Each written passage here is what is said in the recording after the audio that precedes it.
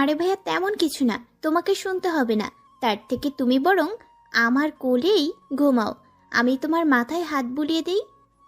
উম, তা বললে হবে না। আমি জানি মানুষ কখন দিবা স্বপ্ন দেখে। মানুষ প্রেমে পড়লেই দিবা স্বপ্ন দেখে। কি যে বলো ভাইয়া, আমি আবার কার প্রেমে পড়ব? তোমার কি মনে হয় আমাকে কেউ ভালোবাসতে পারে? কথা ঘুরাস না, বল কার প্রেমে পড়েছিস। আছে একজন, কিন্তু তোমাকে বলা যাবে না, তাহলে তুমি আমার সাথে রাগ করে কথা বলা বন্ধ করে দিবে। আর তুমি যদি আমার সাথে কথা না বলো তাহলে আমার খুব কষ্ট হবে। আমার ছোট্ট কিউট বড়িটা দেখি অনেক বড় হয়ে গেছে, সেও কারো প্রেমে পড়েছে। এবার তার নামটা বলে ফেল, তা না হলে আমি কিন্তু ছোট মা ছোট আব্বুকে বলে দিব। তার আগে তুমি একটা কথা বলো। কি কথা? তুমি তো আমার সাথে কোনোদিন এতটা ফ্রি ছিলে না, হঠাৎ তোমার কি হলো? কেন? আমি যদি তোদের সাথে গম্ভীর হয়ে থাকি তাহলে তোদের ভালো লাগবে বল? তাহলে আমি তোদের সাথে ঠিক আগের মতো ব্যবহার করব। আমি কি তাই বলছি? এই হাসি খুশি তুমিটাই ঠিক আছে, সারা জীবন আমি তোমাকে এভাবেই দেখতে চাই। তুই যখন চাইছিস, আমি কি আর না করতে পারি? ঠিক আছে, এখন থেকে আমি এমন হাসি খুশি থাকবো। নীলাশার কাছে এই সময়টাকে মনে হচ্ছে ওর কাছে শ্রেষ্ঠ সময়। নিজের ভালোবাসার মানুষটার কোলে মাথা রেখে শুয়ে আছে, মিষ্টি ভাষায় কথা বলে বলে হৃদয় হরণ করে নিচ্ছে। একটা সুখকর অনুভূতি এসে হৃদ মাঝারে কড়া নাড়ছে। নীলাশার ঠোঁটের কোণে এক চিলকে আধখানি চাঁদের মতো হাসি ফুটে উঠেছে। আবি নীলাশার হাসি দেখে মুগ্ধ আর বলল, বাহ নীলাশা, তোর হাসিটা তো খুব সুন্দর।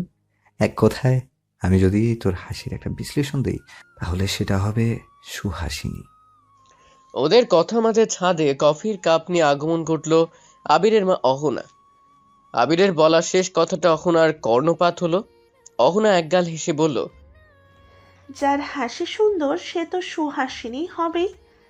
তার থেকে বড় কথা হলো প্রতিটা মানুষের কাছে তার প্রিয় মানুষটার হাসি সব সময় সুন্দর লাগে। তোরা দুজন খুব কাছাকাছি থাকলে দেখতে খুব ভালো লাগে। মায়ের এহেন বাক্যে শুনে আবির নিমিষেই নীলাশার কোল ছেড়ে উঠে বসলো। মায়ের কথার অর্থ বুঝতে আবিরের একটু কষ্ট হলো না। আবির কিছুটা গম্ভীর কণ্ঠে বলল, মা, তোমার মাথা ঠিক আছে? কি সব বাজে বাজে কথা বলছো?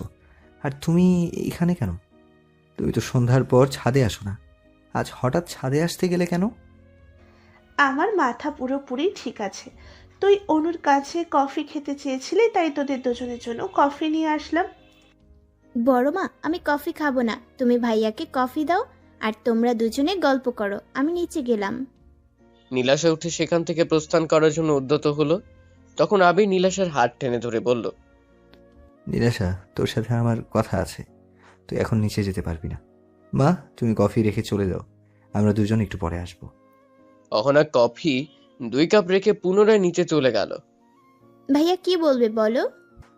এই নে, আগে কফি খা, তারপর। আবির নীলাশার হাতে 1 কাপ কফি ধরিয়ে দিল। নীলাশা কফির কাপে চুমুক দিয়ে বলল, এবার বলো কি বলবা। তুই কোথায় ভর্তি হতে চাস? মেডিকেলে, ভার্সিটিতে, নাকি ইঞ্জিনিয়ারিং, কোনটা আচ্ছা। তুমি যা বলবে আমি সেটাই করব, আমার ব্যক্তিগত কোনো সে নাই। ইঞ্জিনিয়ারিং পড়বি? তুমি যদি চাও আমি ইঞ্জিনিয়ারিং পড়ি তাহলে পড়া যেতেই পারে।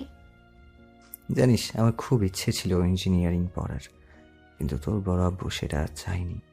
আমি যদি ইঞ্জিনিয়ার হই তাহলে আমাদের পারিবারিক ব্যবসার হাল আমি ধরবো না, এটা তার ধারণা ছিল। তাই আমাকে ইঞ্জিনিয়ারিং পড়তে দিল না। তুই পড়তে চাইলে আমি তোকে পড়াবো। কিন্তু ভাইয়া, আমি তো ইঞ্জিনিয়ারিং ভর্তি হওয়ার জন্য কোচিং করিনি, তাহলে ভর্তি পরীক্ষায় আমি তো কিছুই পারবো না। ইঞ্জিনিয়ারিং কোচিং করিসনি তো কি হয়েছে? ভার্সিটিতে ভর্তি হওয়ার জন্য তো কোচিং করে ভার্সিটিতে ভর্তি হওয়ার জন্য তো কোচিং করেছিস, তাতেই হবে।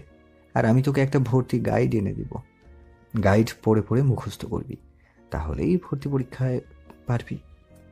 ঠিক আছে ভাইয়া, এবার চল নিচে যাই। চলো।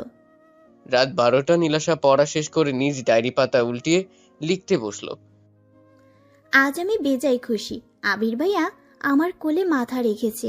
আবির ভাইয়া কি যে প্রশান্তি লেগেছে সেটা তোমাকে বলে বোঝাতে পারবো না। তার থেকেও বেশি খুশি হয়েছি আজ তুমি আমার সাথে ফ্রিলি কথা বলেছো। তোমাকে পাওয়ার অসুখ একটু একটু করে আমাকে গ্রাস করছে। আবির ভাইয়া, আমি তোমাকে যেমন করে ভালোবাসি, তুমিও কি আমাকে ঠিক তেমনভাবে ভালোবাসবে, নাকি আমার হৃদয়ে জমে থাকা সুপ্ত বাসনাগুলো এক এক করে পথ হারিয়ে আমাকে নিঃস্ব করে দেবে? পরদিন সকালবেলা নীলাশা কোচিং এ যাওয়ার জন্য বাড়ির সামনে রিক্সার জন্য অপেক্ষা করছে। আবিরও তখন গাড়ি নিয়ে বের হলো অফিসে যাওয়ার জন্য। কি রে নীলাশা, বাড়ির সামনে দাঁড়িয়ে আছিস কেন? ভাইয়া, কোচিংয়ে যাব, রিক্সার জন্য দাঁড়িয়ে আছি, কিন্তু কোনো রিক্সা আসার নাম গন্ধ নাই। গাড়িতে ওঠ, আমি তোকে পৌঁছে দেব। তোমার দেরি হয়ে যাবে না তো? ধুর, কিসের দেরি, বিজনেস আমাদের। আমি হলাম গিয়ে